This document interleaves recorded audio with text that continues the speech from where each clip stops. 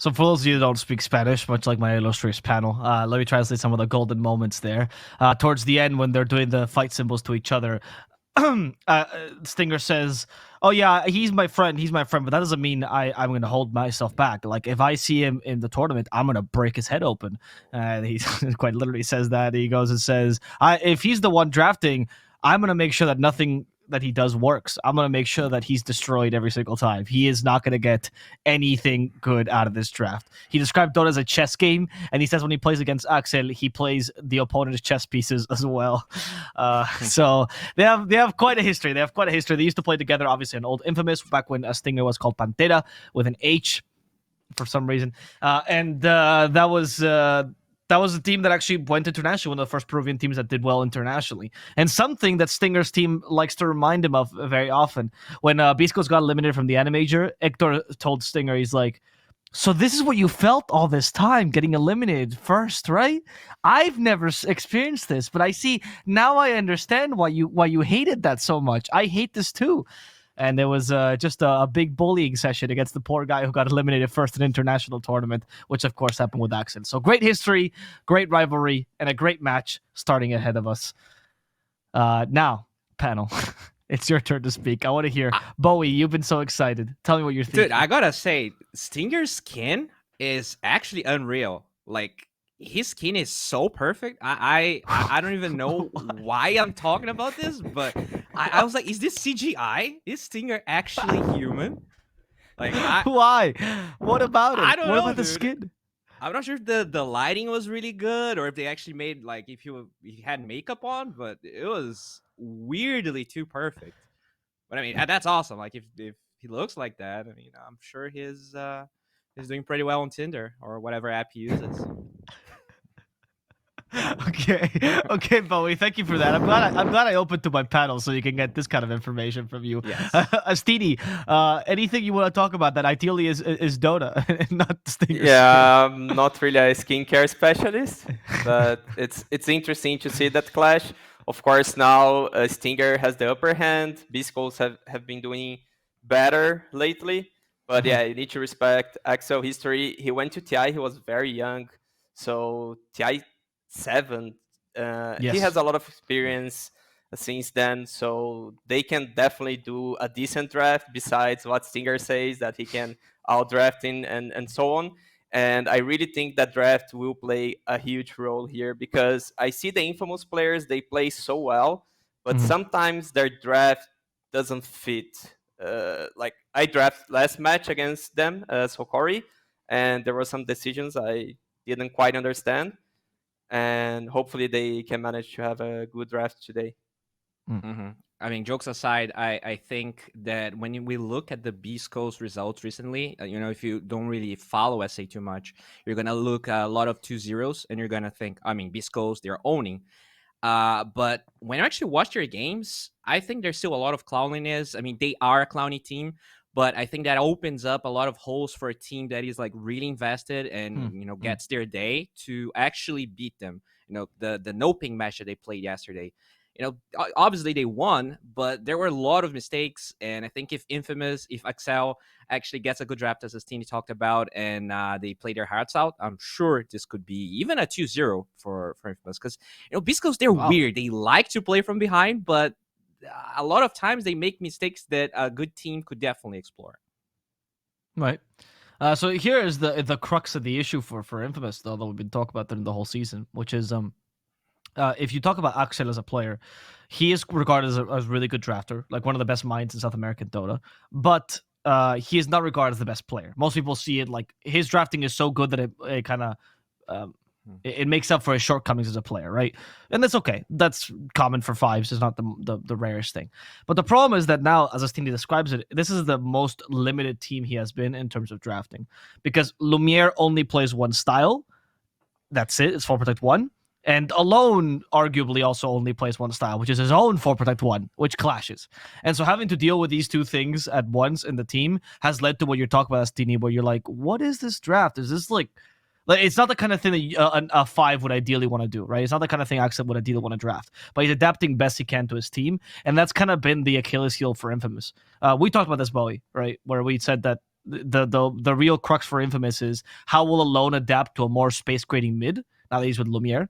Do you think he has been doing a good job of progressing towards that? I think so. When you actually look at the series that they won, it was not playing TA, it was not playing Morphling. I think he played a relatively good Void Spirit. I do feel like he is adapting. The losses that they did have were also against teams that are doing pretty well in the tournament right now. The question is, Beast Coast is the team that is doing the best. So it's definitely Infamous game to win and Beast Coast game to lose, because I do feel like Beast Coast still the favorites, even though I do think Infamous has a good shot. Okay. Astidi? Yeah, and even coming back to the point that you guys mentioned about Beast Coast going to 0 against everyone, that was also the case on the last DPC, but they actually lost to Infamous. That's why the tiebreaker happened. The one that you mentioned, like that they won against no ping, and then they had to play a tiebreaker, even winning against the best team or the team that was in the first place. It's because they actually lost to Infamous. So Axel, he can definitely pull good drafts. It's not like saying about his drafting skills. Is, as you mentioned, is he allowed to draft the heroes he wants because of the player hero pool limitation? Like last match they had TA and PA, which for me seems like you're playing with two position ones, and that's where they cannot fall with the draft, especially because of the heroes that Actor has been playing lately. Like in the past, we would see him playing Wraith King, Sven, just farming, hitting his power spike and then winning the game. And now you see him with Bloodseeker almost every match. And this hero plays so fast. Like the hero is getting kills from the laning stage and he's snowballing. So if you go so greedy that you need to have a position 1 in your mid also, you're gonna be punished by Beast Coast, let's say, new playstyle or their adaptation on playstyle. Yeah. I mean, this has been the crux of Infamous forever, right? When we saw them last season, Bowie, they were the team that was changing mid player all the time. Like, what works with this team? And they had Pakas back then, so we all agreed undoubtedly he was a great carry, but they just couldn't find a good mid laner. And I think it's not like Alone is missing that. He's not a bad mid laner, but he doesn't create space. That's not his role. It's never been. And with Lumiere, I feel like it gets even worse than with Pakas, because at least Pakas was a bit more adaptable than Lumiere, personally. I mean, I think we also we are putting a lot of pressure on Alone, right? Because Astini just talked about K1 playing this more active role, even changing the way he used to play in the past. So I think it's up for the two cores to actually decide a good midterm where everyone can have enough farm, right? I don't think it's up to Alone by himself to actually do that. I think a draft needs to have balance. PATA in the same draft very rarely actually achieves that balance. But, Lumiere could also play Bloodseeker. I don't think it's a hero that is that complicated. So as long as they can find a good spot, I'm sure Alone can maybe play something a little bit greedier, as long as Lumiere is not playing a Medusa at the same time. You think you think Lumiere could adapt by playing the meta that we've been seeing in other regions, where like they go for these like lane dominating faster carries of the Razor and Konkas and stuff, and that would suit Alone's playstyle a bit better? I think you have to, right? Like, if it's not working the way they're playing so far, like, you can't just expect to draft the same thing over and over again, especially against Beast Coast, and get different results. You do have to be striving to be outside of your comfort zone. Unless they really feel like Lumiere is their best player, they should always give him, the highest priority farm. But then they pick T8 for Alone, so like, there has to be some agreement there. Okay. So we start out Infamous. They get rid of the Mars and the Timber Saw. What do you think of this new strategy a lot of teams are doing against Beast Coast, Bastini, where you ban Whisper? I mean, his Timber seems like a free win to Beast Coast. So you at least you wanna try. So it's not like you're banning his pool and like reducing heroes he can pick, because he can play anything. But at least you're not giving them a free win.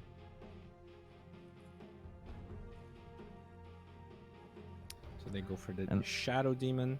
10 seconds remaining. What a common start these days. Yeah, also, I wanted to ask you, Astini, like, do you think people are just afraid to, like, is Whisper just too good with Timber, or is Timber good enough? Why isn't people trying to get Timber themselves? Like, do I you think it's a very player-specific player-hero combo. It's like Amar. Amar with Timber is just like he can even play with Manta and win games against Secret or whatever.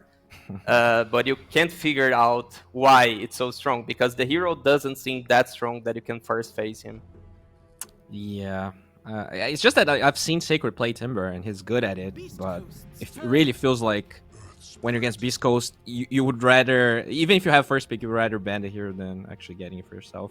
Even though Beast Coast is one of the teams that picks like an insane amount of strength cores. I'm pretty sure Gojira only played strength cores besides Dark Willow the whole of this DPC. So it's not like the hero would be useless, but 5 seconds remaining. anyways, they're gonna go for the Earth Spirit that he already played twice, I think. I mean, he's always been known for the melee strength core. Gojira plays the melee strength 4s, right? Like, he just doesn't... Remember the meta where it was very popular to play the ranged 4s, and then Beast Coast was at a loss as to what they pick, because they just didn't know what to give him. Because, like as I said, it's really just Dark Willow that he plays that is a bit more capable on. I'm not a big fan of when he used to play Lina 4 and stuff like that. It doesn't really suit him as much. All right. I really like the Breaker here because he doesn't really care about the X combo. He is flexible. We did see Beast Coast playing him as a 4 as well, but usually, at least in Europe, you see more of an offlane 10 Spirit Breaker. seconds remaining. Some teams can play it mid also. True. And also on Beast Coast, Earth Spirit can be played mid. It's not like one of the best mids, but that's Beast Coast drafts that you can't figure out where heroes are going. So both teams with the flex. I really feel like in this in the second phase of the draft, Invoker is going to be super contested. Maybe not because Kunkka was already picked on side of Beast Coast, even though it could be an offlaner. But Chris Luck is spamming Invoker like crazy right now, and it's one of Alone's most picked heroes as well. So I wonder if they'll risk going Invoker. It's just very easy to just put the Kunkka mid, and very rarely you see Invokers doing well against that matchup. I like that. That's a very good point. I think Butter is pretty bad against Invoker because Invoker you have the D-spell, so I mean for Infamous themselves, would you risk getting Invoker if Alone really loves it against a Kunkka? You know? The Kunkka matchup seems so good because we had also this in the King of Kings match where Mini Invoker was let because they had the Kunkka and they won with Kunkka, and then they were banning. Wait, didn't Kunkka they win with Invoker? I think. Yeah, I guess Kunkka won the one match, no? I think Kunkka won that matchup, but they win the game. They won the game with Invoker. I might be wrong. No, yeah, that was game 1 and Kunkka won, SG won. Okay. And then it was banned. And then they picked Invoker twice and won. So I think Infamous should worry about it a bit more. I mean, they of just course don't you pick can the play- Invoker, right? If they just go for another pick, that's not the Invoker here for Alone. Like, they pick Invoker for Alone when they wanted to go like full space creation, right? But you can always go for what we were talking about, where Lumiere maybe plays a more faster carry, and then you instead give Alone something more classic that he loves playing, like even the Morphling. It's possible. I actually wouldn't mind Morphling this game. I think actually lanes versus Kunkka pretty well. Yeah. If that's the direction they want to go. The only thing, like, I was actually checking his stats recently, and like his win rate in officials with TA and Morphling are so abysmal compared to everything else. Like, I'm sure he has like last year he has 12 TA games and maybe like 17% win rate or something. Like, maybe they should just stay away from that. The reason for that, I have an explanation. It's a very clear one. You know how people always say ignore first pick win rates, right? Because like if something is being picked first, it's not representative how much they win, right? Yeah. It's very similar to what he was doing with Morphling and TA. It wasn't a first pick, but the idea was when they picked other things for Alone, they were thinking about the draft, and they were like, all right, Alone can play this here, this will be a good hero, whatever. When they picked Morphling and TA, they're like, what do you want to play, right? And when you ask him, what do you want to play? Like, what feels good here for you? Because what makes you excited? You're messing up. That's not the way to go. That's when your draft has no ideas and no clear plan, right? So that's why the win rate is so tanked for those two heroes. They're his go-to comfort, and they're not the kind of heroes that can be played as comfort, right? Makes sense. Now they go for the Sand You're pretty much just confirming that Kunkka's gonna be middle. I mean, obviously there's Sand King could be middle because it's Beast Coast, but That's the mini thing as well. and they go And Ember Ember here. is his second most played hero, so you were talking about Invoker, wouldn't make so much sense, but Ember does make sense. And it's a space creator, so they can pick a Yes. hard carry for Lumiere, Luna. We always see him on Luna. True. I like the Ember. You know, it's a good matchup for Kunkka. Don't really die to the combo. You do suffer against the Earth Spirit rotations, though. You're not like U-Scepter. It's not really an item members go anymore. So the silence with the X combo is actually pretty deadly here for the Ember. I like that. Yeah, the Orchid build on Kunkka is more popular these days as well. True. Especially in a matchup, he's probably gonna win as Kunkka. It's not like Ember gets destroyed, but Kunkka definitely does well. So what are we looking for carries then here for Infamous? Because they're probably gonna. I mean, it usually would pick at 8th pick. I think when you pick the Ember, you kind of want to last pick your carry, but I don't like that because they don't have overall last pick, so it's not like they really get that much out of it. I could see they picking something like green and making bot at 3. It's a strong lane. Oh, okay. Okay, they go for their off lane first. All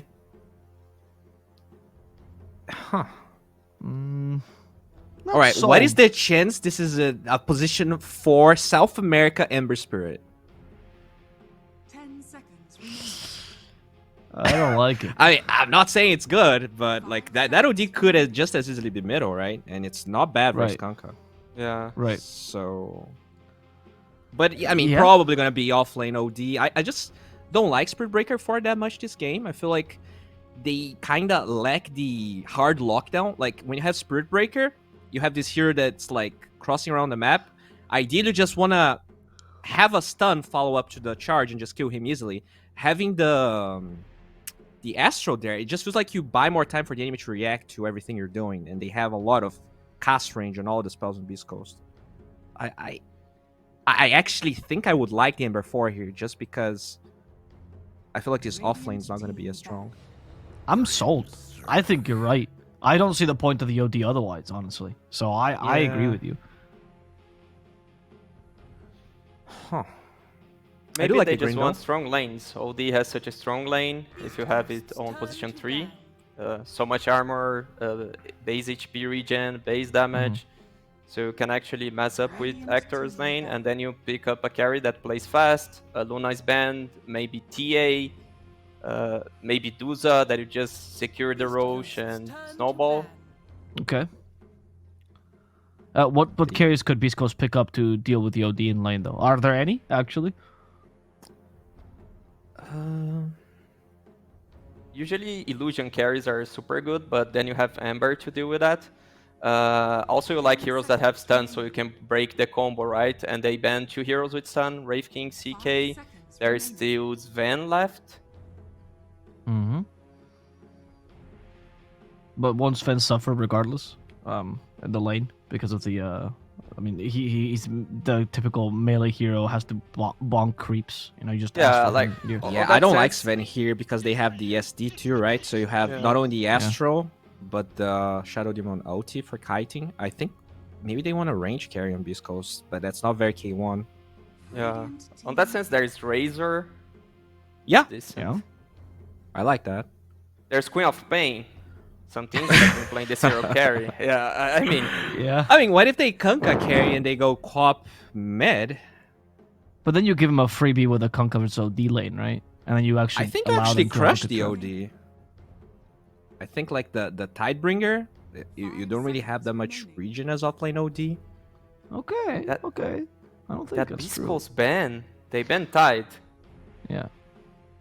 So So they think it's Scary Ember, maybe. Yeah. Beast Coast's turn to pick. Honestly, in a normal team, I would think it's Gyro carry, but like because Axel loves playing Gyro support. Exactly, dude. This draft is crazy. There's the PL. Oh, Okay, I like the PL. yeah, that's a good answer. Okay, it's gonna be a normal draft for Infamous. It's gonna be normal. Yeah. And yeah, Uh, PL is so good against OD3, but he's Yeah. against Ember in the game, right? Yeah. Yep. But as we mentioned, Kunkka probably wins that lane though. Kunkka can actually go for a more anti-Ember build, like an Orchid, for example. So it's not like they might not be worried about the Ember as much as they're worried about the OD.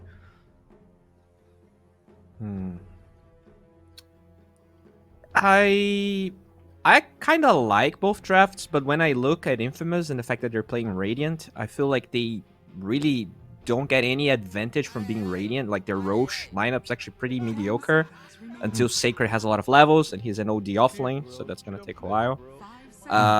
None of their lanes look particularly very strong. Like I don't think Whisper really needs to care that much. I don't think the Kunkka is gonna struggle, and I think the PL is fine. So overall, I feel like Beast Coast has a good draft, and all of their lanes are good. I'm gonna go in Beast Coast with this draft. Yeah, Okay. I agree with Bowie because the win condition here, PL just can win so well against the OD, Gyro, even against Ember. If it comes to the late game that they have Tarask, it's okay for you. So Infamous were supposed to win lanes, and I don't think they're winning lanes. Like picking OD is like picking Viper. You must win your lane, and you do not win a lane against PL. So they had to be better armed to deal with Illusion heroes, not only Ember. One more hero, and Gyro is not that good against Illusion, so I would go Beast Coast also. Yeah, I mean, I guess they have SD, but we'll see how well that's gonna really work out. I do agree with Vastini.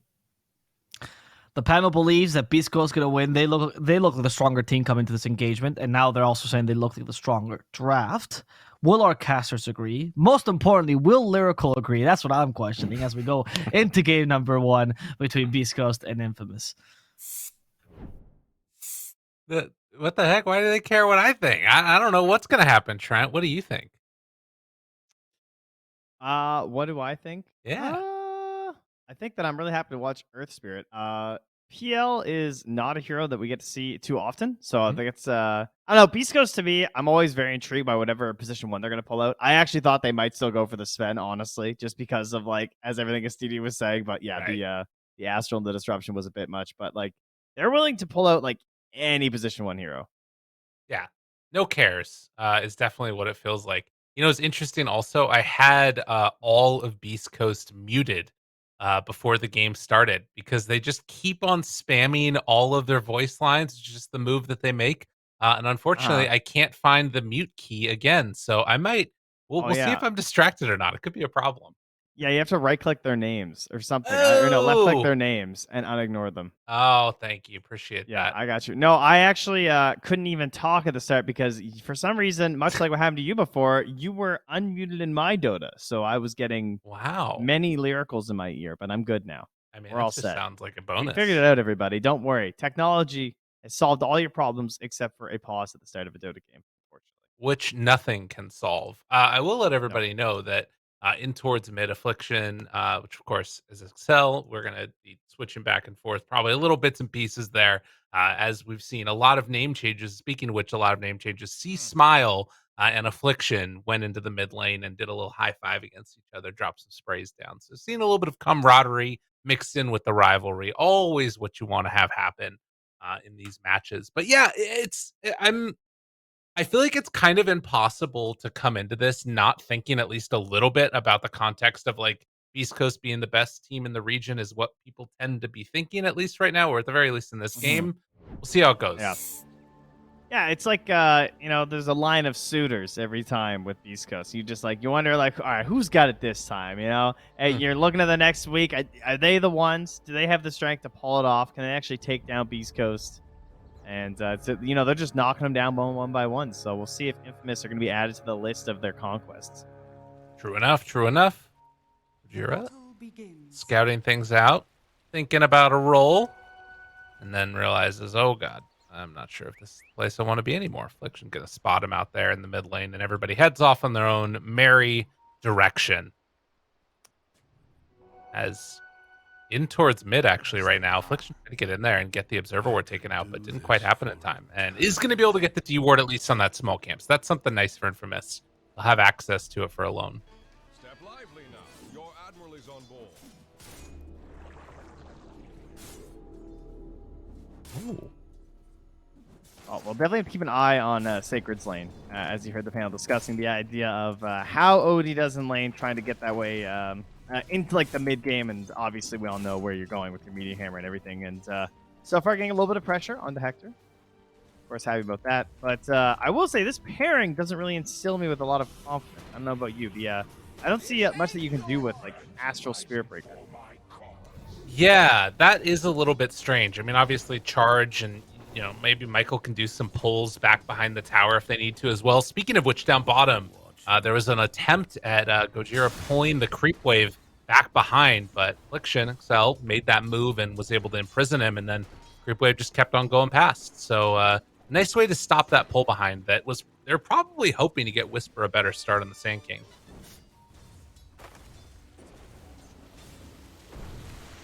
Another hero that I don't know. We saw a couple bans. I know, like earlier in Eastern Europe, we saw the hero bando too. But I feel like I'm seeing more and more of Sand King, just actually reliable initiator. As I don't know, I find that he works really well when you have one of these like somewhat better scaling mids, like that also has some initiation, like the Spirit or the Kunkka in this case. So double initiation, pretty frightening if you're just out on the map right now for Infamous when you get to that mid game.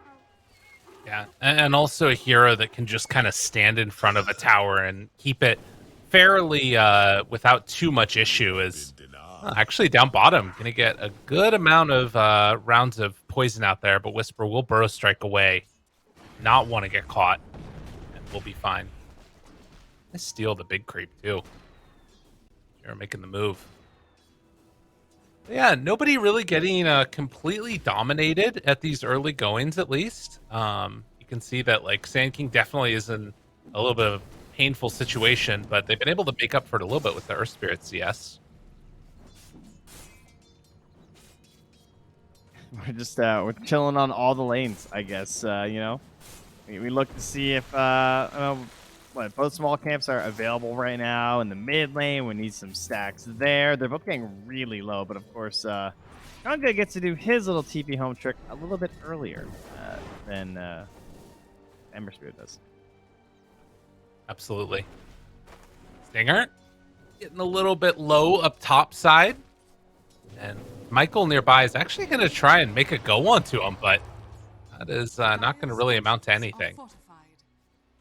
Just trading hits again. Doppelganger used as well to ensure that doesn't take too much extra harassment out from the OD, and actually connecting out just dies. Michael gets first blood. Charge. Hector in some trouble. A couple more punches and ends up canceling the animation, and that might be enough. A chance for a turnaround here. Roll in from downtown. Oh man. And now another death potentially online, although now Sacred needs to get out of here. This is going to end up Astral to save. The damage doesn't come through in time. Michael trying to live. Oh, wasn't able to get the hit off. But meanwhile, the salve comes out, and it's going to be enough to get the kill. A double for Gojira. What a big rotation.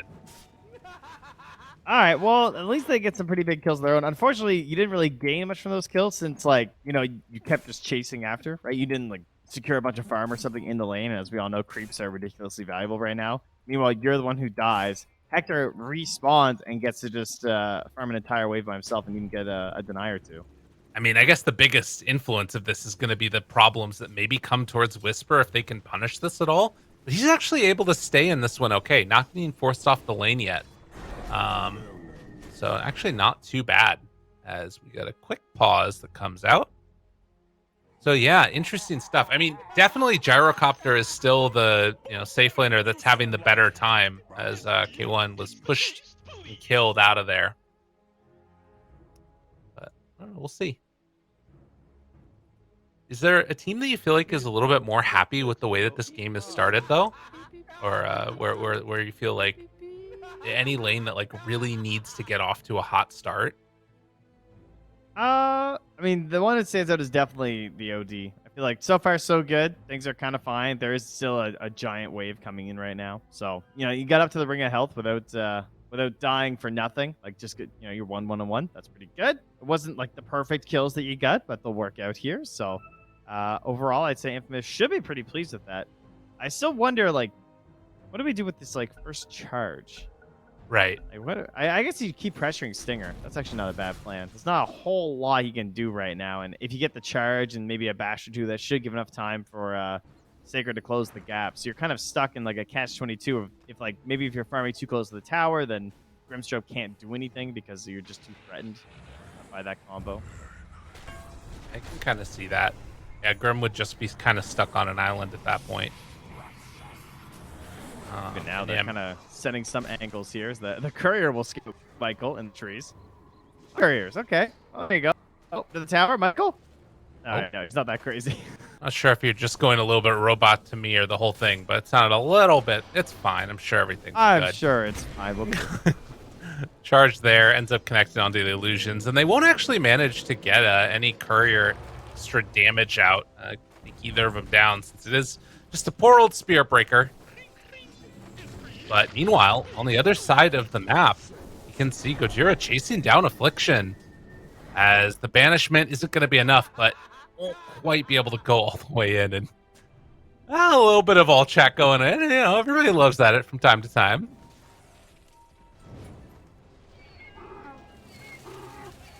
I think I'm still going to robot a little bit. I'm working on it. No problem. I got this, Trent. Don't even worry a dang thing, as the boat's going to come in and tried to connect with the roll. Didn't quite come out perfectly in time together, and instead they're going to see if they can turn on to see Smile. Torrent will be there for the lift up. Good chunk of damage going back onto Michael now. Affliction still in the inners, so they've got a disruption save if they need it. And instead they're going to use it somewhat aggressively. Now Stinger runs in, trying to catch on to Michael. Looking for a kill there. Not going to be able to find all that much. So Stinger, now as Michael goes back in to charge in on them, they're going to try and find the kill on a Stinger instead. Now the roll forward. Michael dies, gets kicked out of the game. Stinger dies too. And when all said is done, it's just supports that go down, but they might find Affliction. Yeah, and the pullback now on to the Shadow Demon. He is going to actually just walk away. Wait, roll in? Round 3? Alone's good. He saw it coming. Oh, but wait, no! He went to the camp! Whisper's from downtown! Whisper. What a play. How many? There were like 8 heroes in that fight at 7 minutes. We'll just keep adding them on as people are respawning too. So there was like 13 heroes mid. Something like that. Yeah. Jeez. Alright, well that was wild. Stay down. Yeah, thank you, puppy. Showing up. Okay. So 7 kills, 7 minutes, and at least for now, in terms of the net worths, very stratified. You can see though that Gyrocopter on top, the PL, the one that's sort of been hurting the most out of all those other cores, is Gojira is going to get caught and killed. Alone, able to pick that one up. So a couple of nice plays here for Infamous are garnering them a little bit of an advantage. Yeah, I think what's happening is that all this chaos in the mid lane is giving Sacred a better matchup, because he can just like focus on Hector as Hector, right? Yeah. And it's just one unit. Like, you're not that worried about the early illusions right now. He's not that strong, and so he's gotten to this Meteor Hammer relatively uncontested. Even like he's ahead of the PL, which I wouldn't have expected with these lane setups. Definitely not. And, well, they will still have Glyph available, but you can see a lot of heroes in the area. Alone shows up. They won. Hector in some trouble and eventually going to get ran down here as the Remnant comes through. They won't find Affliction afterwards, and they also get a Meteor Hammer connection onto Gojira. Able to block that roll away, and wants to get denied out to these creeps. Doesn't look like it's going to happen, though. Well, maybe. Stomp. Oh my god, the save. Affliction might die to creeps instead. He will end up falling. Stinger also dies on the other side of the map. Just absolute devastation for poor old Beast Coast. They lose 3.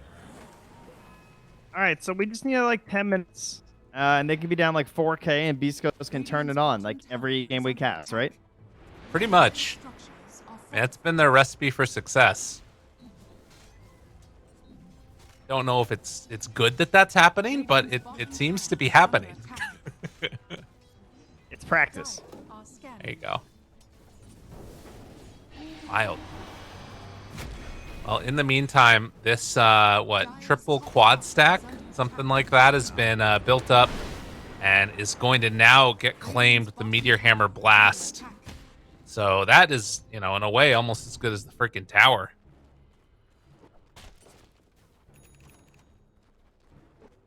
Radiant's bottom tower is under attack. Stuff.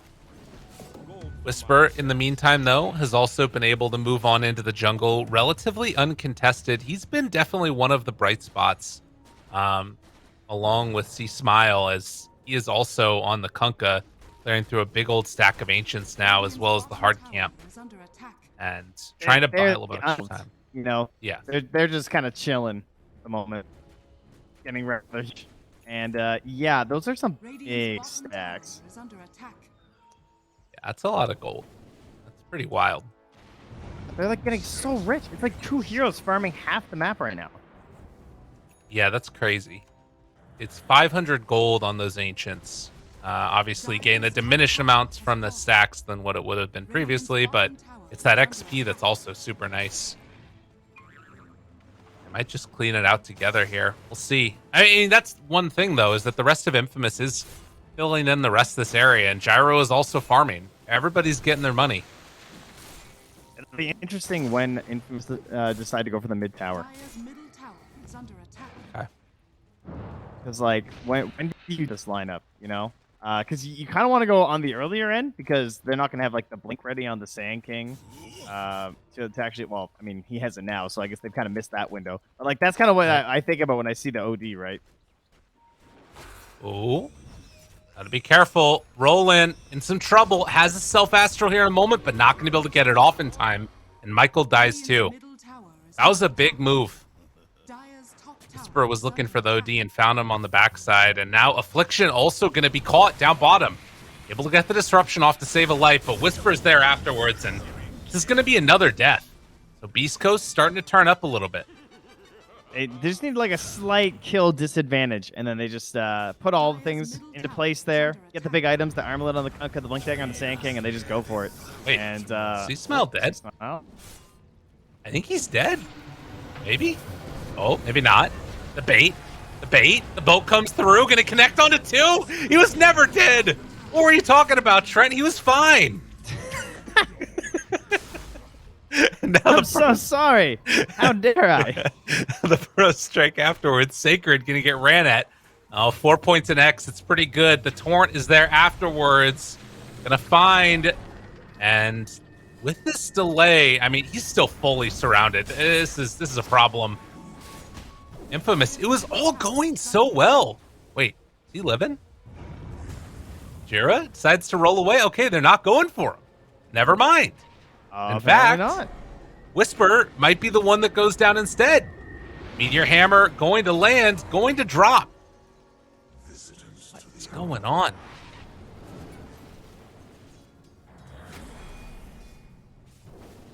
That's a quality question. That's what that is. Fair enough. Well, 8 to 9. And 1,000 gold separating these two teams. See Smile now. The rich just keep getting richer, man. Gyrocopter. So like, the ones who are having good games are having, I mean, I guess Sand King is, at least for Sand King's having a fantastic game just with how much space Whisper got. But like, Kunkka's popping off, Gyro's popping off. But you would think that Kunkka should have an easier time, like, I guess, providing good help for the team. Whereas now we just know that our Gyrocopter for Lumiere is just going to get like really, really rich this game. Over the next like 5 minutes, it's going to be kind of crazy. Yeah, he is. He's going to really take off, maybe in a similar way to what we saw in the last series, even. And I guess that's kind of the problem in this game with the PL is that, like, granted, again, like PL is definitely keeping up with him, but I wonder over the next couple of minutes if Gyro's like an item ahead, well, what happens at that point? Jira gonna be caught. And this is, I think, a kill that they're willing to give up at this point. Particularly if you're able to get out with your PL here, which looks like Hector's going to be able to. Smile. Finds one. It's on to Michael. Misses the Torrent afterwards, though, in another battle. Going to the mid. Oh, a great catch, though. And soul bind now too. a save. Disruption, double save. Okay, alone, jumps out there, the Revenant away. Yo, the double save. Pretty good That I stuff. haven't seen. And disrupt the other for the big saves. Nice soulbind, bruh. And all we need to counter it was 2 heroes. No. Burrow Strike comes in towards mid. Another disruption. Sacred doesn't have any help from his team, but does have a disruption himself. God, it's so good against the Kunkka. It's actually crazy. Like, why? Am I crazy? Why does he have 2.9 strength? Your admiral is on board. On OD. yeah, Why is he allowed to be that tanky? it does seem a little You know what unfair. Sand King's strength gain is? 2.7. Why is... Hello? I don't know. Sand King needs a stats update. This guy gets close.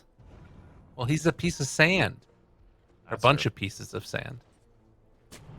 I guess that it doesn't really hold up like OD. I don't know what the hell OD is. Off Sand Roll. King. Clearly he needs it. Ooh, banishment. Are they coming in with the rest here or no? They're just messing with each other. Interesting. Well, it's still a 2,000 gold lead being nursed by Beast Coast. But they haven't really been able to sort of make use of this strong timing that Kunkka normally gets.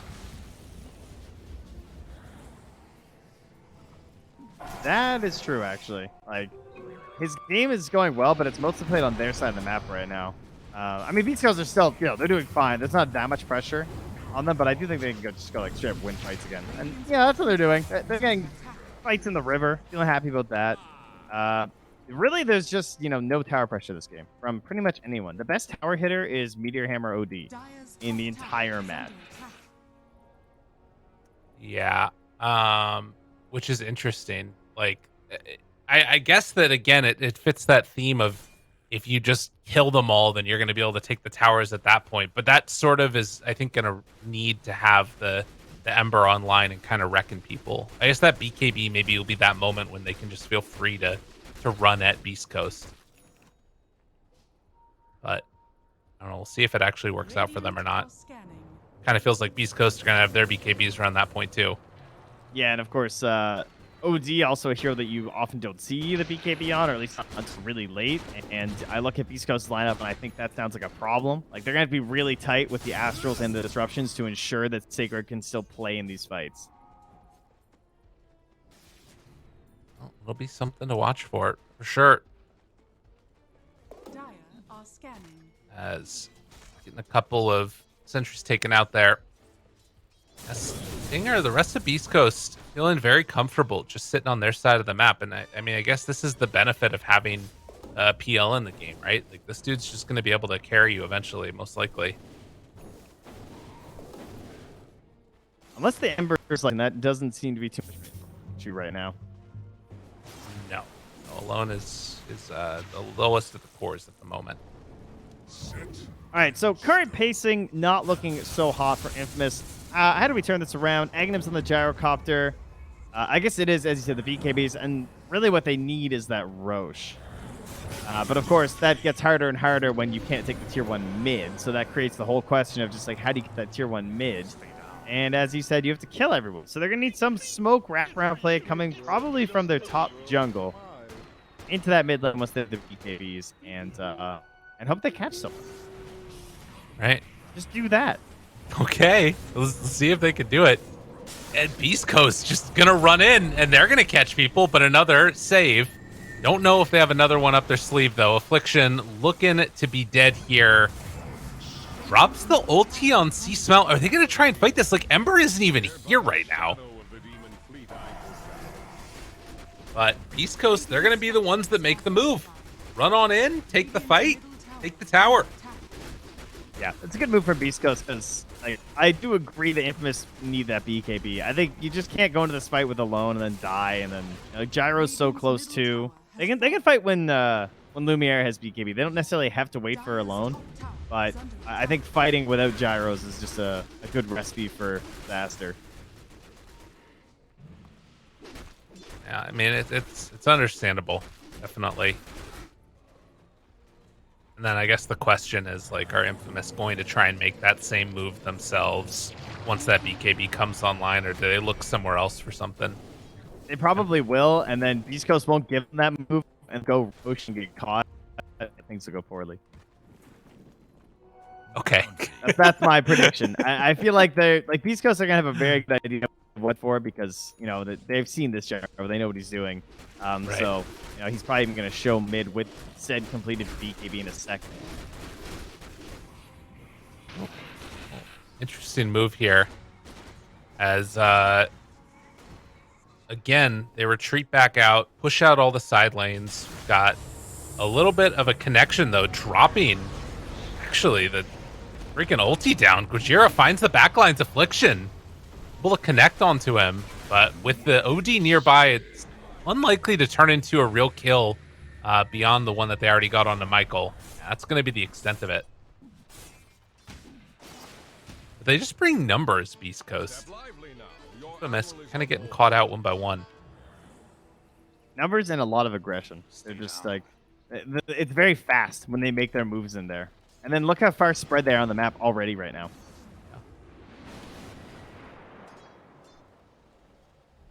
Yeah, they're playing really well. Very impressed. A little bit of a hiccup at the start, but things from that point forward looking solid. A charge coming in right now onto Earth Spirit. Spirit thinking about turning away, and they're bringing everybody, dude. Dude, if he gets out of here, oh my god, they ran right by. There's that ward that scouted him. That gave all the info in the world, realizing it's time to get out of here. Oh, this is the play though, right? They know they want to come play in this area. They're gonna try and ward up. They'll probably smoke up. They're just gonna look at that line. Do you see that line? Dude, they're ready. If I know this was gonna happen 5 minutes ago, Beast Coast knew this was gonna happen 5 minutes ago. So hopefully they don't get caught. See, Smile. He does have a BKB. Stinger right behind. Going in. Gonna get hit with that ulti. BKB, boat, ready to go if they want to use it. Whisper trying to buy a little bit of time. Oh, the Epulze comes out just at the moment of the hammer drop, but still eventually is going to fall. See Smile trying to get out of there. The roll comes in, but they already have BKB out now. Trying to break it, but Meteor Hammer is going to land. C-Smile has tanked so much damage and is eventually going to die. But the double buyback coming from the Sand King and the Grimstroke will secure the kill onto Sacred eventually. But a whole heck of a lot gained there by Infamous. All the play worked out. Nicely done. Oh, still a little bit more though here. Oh, no, never mind. Run away. Whisper's looking. Looks like it's going to be okay, though. Maybe, maybe not. Okay, there's the Yule Scepter. And round 2. Looking for it. Yeah, they got him. Easy peasy. Maybe he can still get out. Oh, God. If you're charging on Spirit Breaker and the Phantom gets to you, can you cancel your charge or no? Yeah, because you can just walk out of it, right? Oh, yeah, that's a good call. Okay. I can see why you'd ask that, because, yeah, I had to think about it for a second. Because I don't play Spirit Breaker, is that why? You should. No, I should. Fun hero. Problem is, he's not an Ag's Labyrinth. The issue. It's a shame. No. 12 to 16. Just the 4K gold lead, but smoke up round 2. Now, while they did manage to take a decent fight, Infamous, they couldn't get the tower. Dire's middle tower is under attack. We're just Electric 2 Boogaloo here. I don't know. We're just doing it again. Yeah. Same plan. Goodness They have a good ward ready here from Affliction. Gotta find that nice spot. You want to go Excel.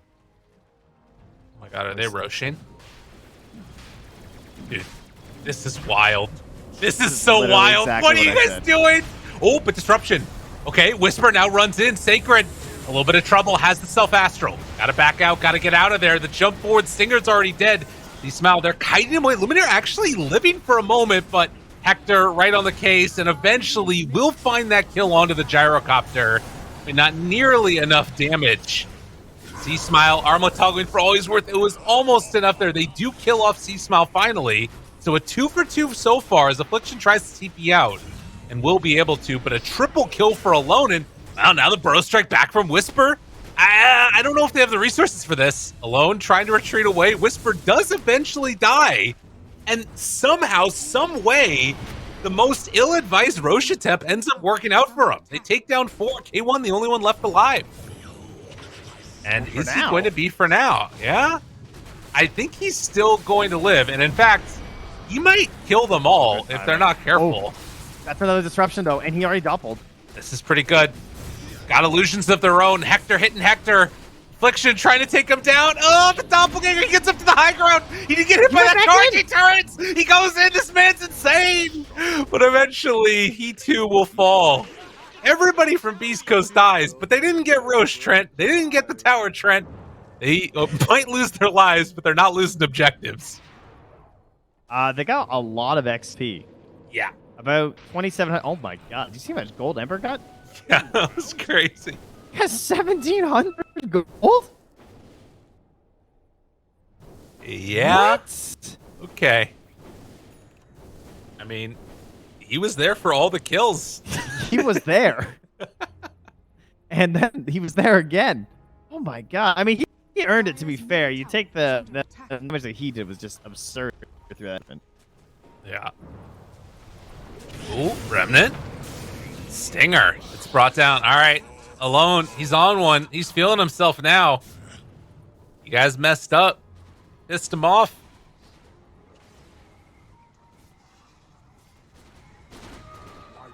Yeah. How did that go so well for them with Gyro dying so early? I guess just Alone is the answer. Yeah. Pretty much. I want to check out, like, I don't know, later on how much damage he ended up doing in that fight. Yeah, I'm curious how much his shard did. Yeah, I don't know. I mean, it's interesting too, right? Because like, we sort of talked, and the panel talked about the strength of this heart that K1 is going to get, and how, like, you know, eventually it becomes really hard to deal with it. But if you're actually getting a super farmed Ember, and with this shard, it might be a cool answer to it. Radiant are scanning. Just keep trying to burn him down. Yeah. The poor man's radiance. You know, Michael's actually honing in on this here. He's not that far away. Whoa. 100 gold. That won't help. Bit off. No. Went in a bit too deep on that guy, and is going to get punished. Wait. SD, ulti? And the runaway? The Jira going in? And the rest of Infamous backs out again. 18 to 20. What a weird one.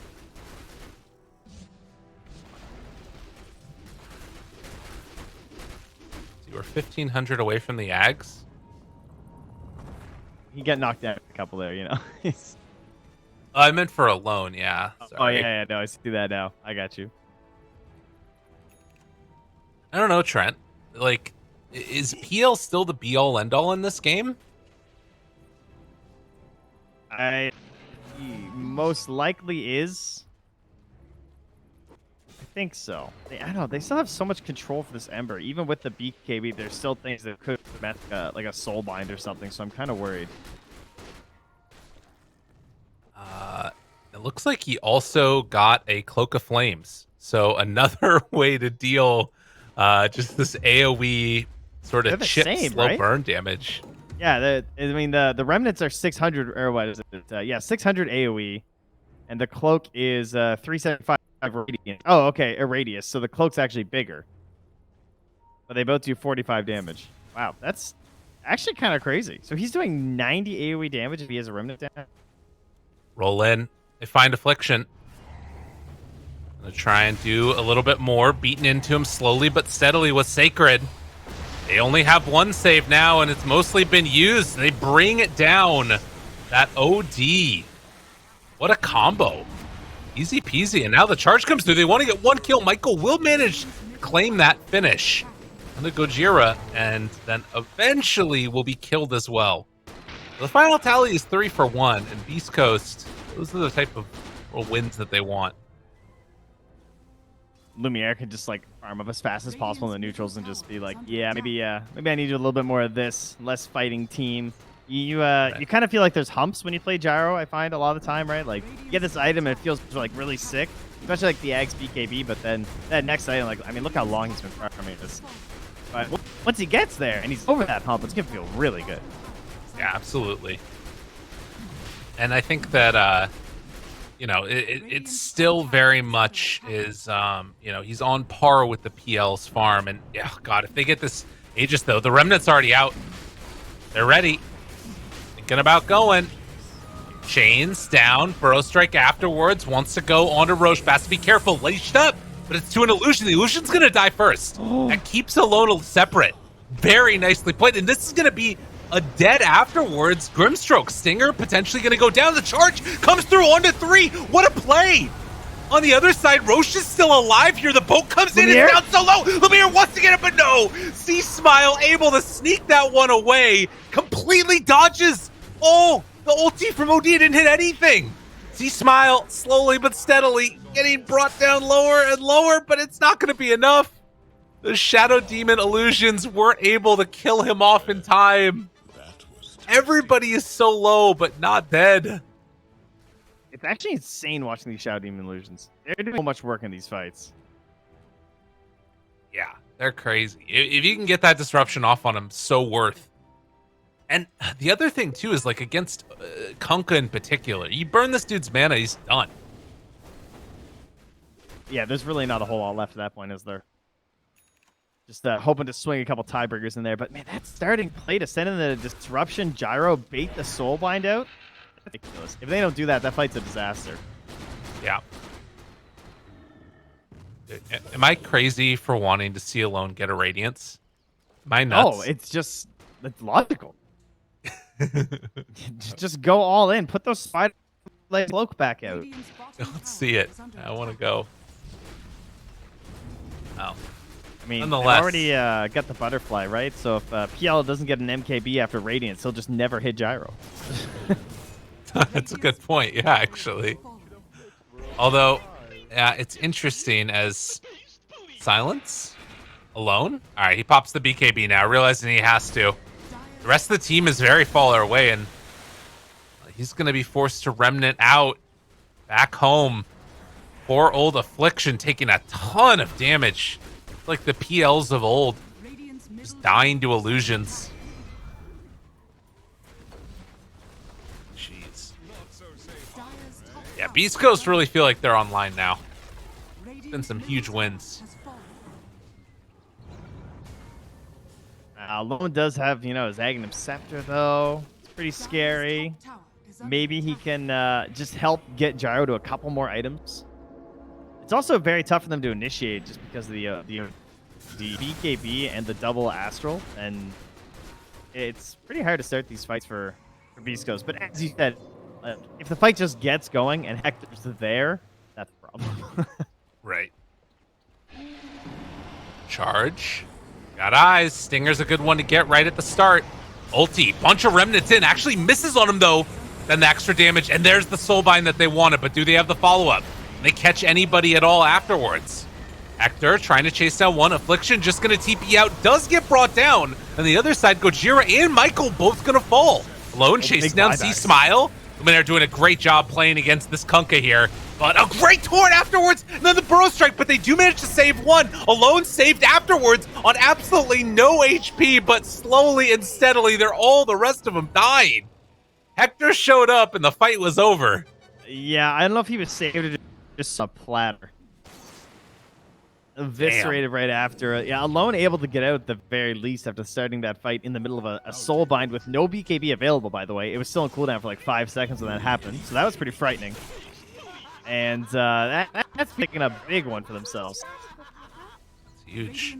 Still a minute and a half left on this Aegis, but I mean, Hector doesn't need one necessarily. With this Linken's and the Heart And now having like Basher done, this is looking so difficult to deal with. And dead for 50 seconds on this gyrocopter. In no the end, sanities for 70 as well. So those big take-out spells are not here right now. what a weird game, honestly. Like, I don't even know how the panel is going to analyze whatever ends up happening at the end of this, because this was a bizarre one. In terms of like how the game flowed, or how it went 100 to 0, just kind of Pretty instantly. much. Yeah. Say be like that sometimes, it seems. Fair enough. Well, in the meantime, it is a full set of racks dead. Tier 3 tower very close to going down on the top side. Smoke up here. This is their play. Try and get back into the game. Again, these fights are still winnable, honestly, because they just have so much removal that if you outplay, you can still do this at this deficit. Oh my god. They just jump in and they found him right away. Silence.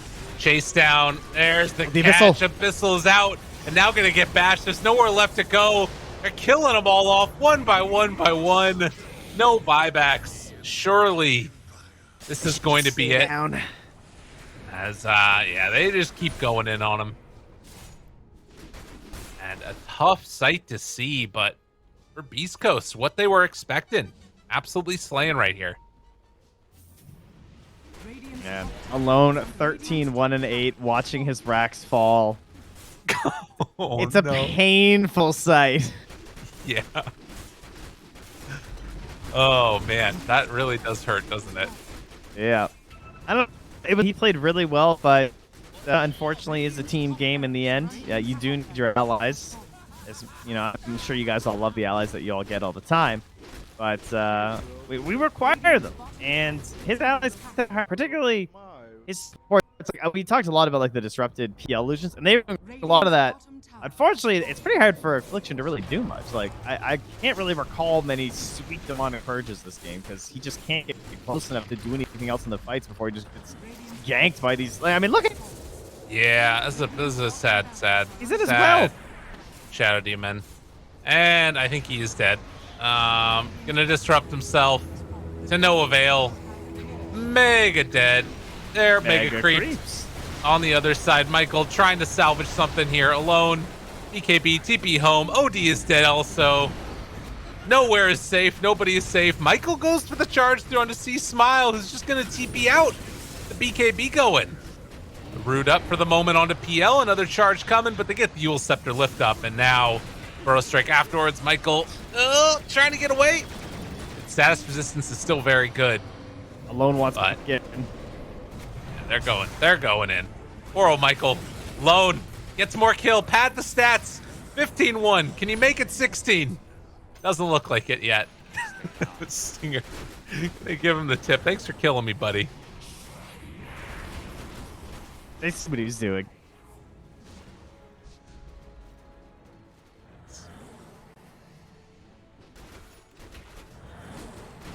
Oh man, unbelievable. Thoughts here, Infamous? You guys, they're going for this apparently. I mean, they have Gyro, they have Ember, they certainly have the mega creep heroes. There's no doubt about that. Sometimes you get to this stage and you're just like, they don't have the heroes for it. It can't be done. But they do have the heroes. You know, they have Astrals, they have disruptions again. You can outplay, removing fight.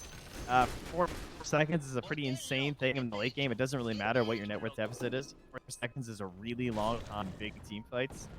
And to be able to do that twice, and then plus for another, 2.75 after, pretty nuts. Yeah. So if you just remove Kunkka, there goes the lead. I like it. Yeah, simple. Well, what if they remove Gyro, Trent? What happens then? Then bigger.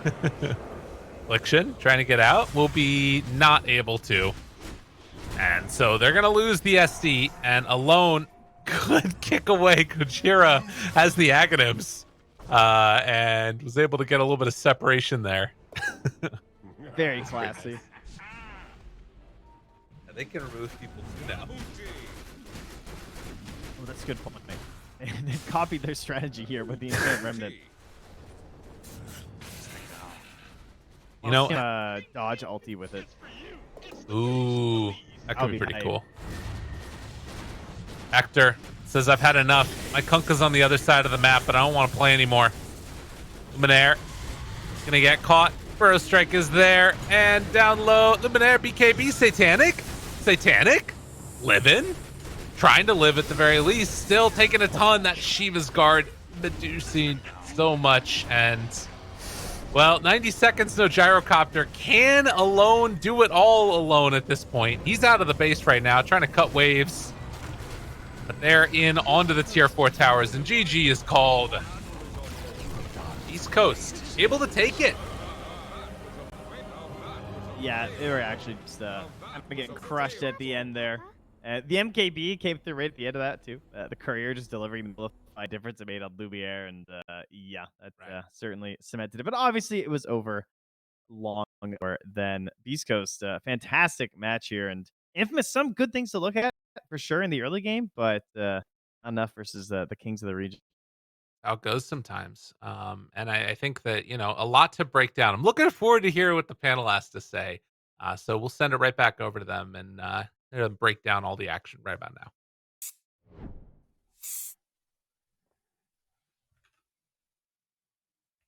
You muted, Alva?